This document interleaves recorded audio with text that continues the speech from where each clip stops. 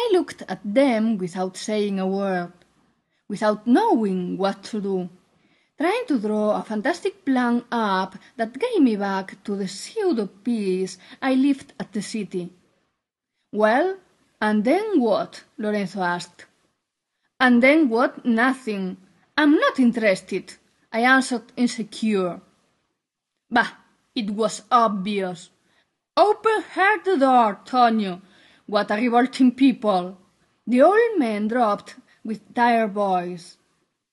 Tonio was the one who hasn't named until then, and although the indications were precise, the Tonio didn't move from his place at all, not even took his eyes off me.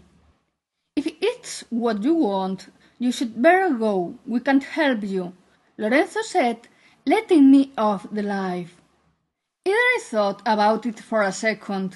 I went to the door, hardly opened all its locks, and left.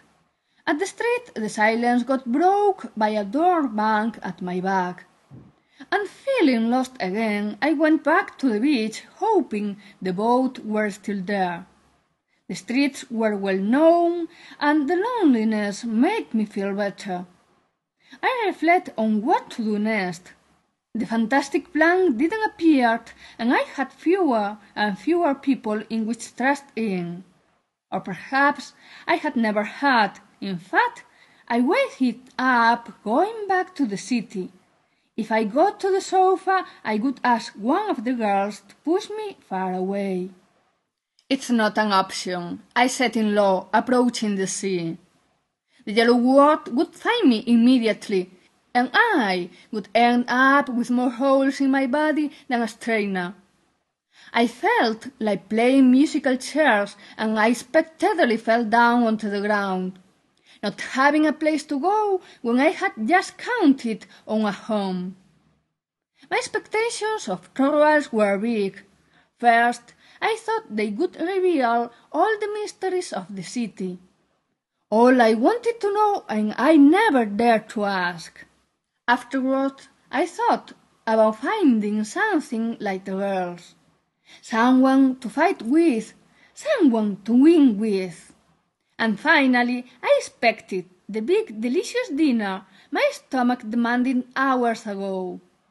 Passing by a restaurant, I saw Froilan with the ones that might be his friends. They were stuffing themselves and smiling gently. The place looked comfortable, and nobody seemed to feel the cold that was getting deep in my being. He didn't see me.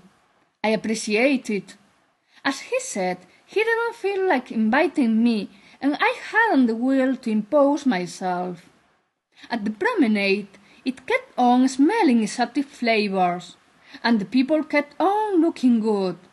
I walked slow in front of each cafe, trying the free sardines luck. Luck I hadn't, of course. Not sardines or other edible things or whatever. The boat, I talked to myself. I had to find the boat. The urgent was going back to the hotel, eat and sleep. No, going back to the hotel, have a hot and revitalizing bath, eat and sleep. The boat was, in fact, on the beach, in the middle of the water, rocking playfully.